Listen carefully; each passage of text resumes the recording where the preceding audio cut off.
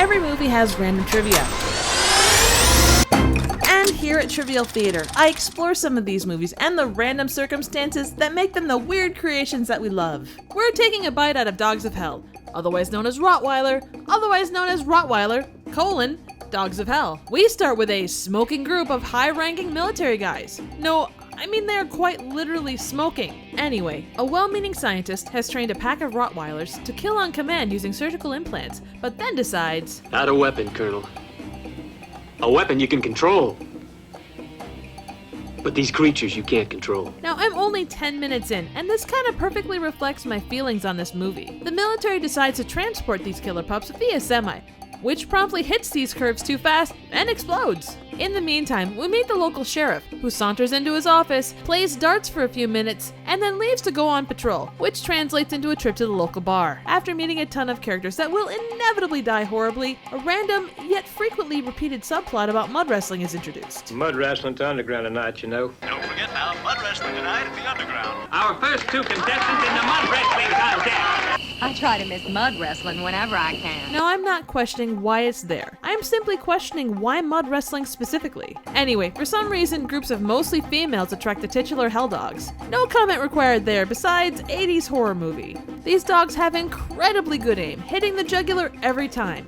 It must be those surgical implants. In the middle of all the death and blood, we do get a moment of levity that was probably meant to put you on the edge of your seat, but comes across as a failed jump scare. However, the next shot makes up for it. Now, one of the things you'll run across in a lot of horror movies is the victim not seeing their attacker. But the level of blinders required to miss out on a pack of ravenous dogs sitting right fucking there tests even my suspension of disbelief. The well-meaning scientist shows up with a possible solution to the rampant killing, and a request to spare the dogs. Of course, neither one of these is spoken of until the middle of an attack, where the use of a high-pitched frequency works to stop the dogs, but is never employed again, because Deus Ex Machina?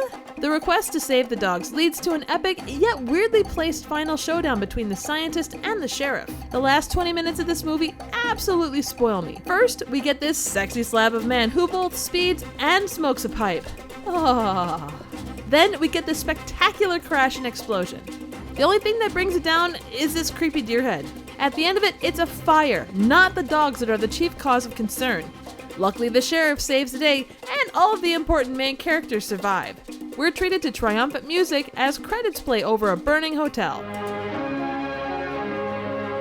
Now, before I go any further, do you mind if I take a moment to admire the product placement for Schlitz? It's not as in-your-face as a Coke sponsorship or as sneaky as the Pepsi one, but damn is it more satisfying. So Dogs of Hell was shot in 3D. I guess it refers to both the fact that it had 3 different titles and was shot in the ever-trending in and out of fashion technique. We get several instances of, ooh, look, 3D. Starting with this sick dart play, and this guy flicking garbage directly at the camera, and ending with a dude pointing his gun right at you. Did you cry out in fear right then? Because I know I did.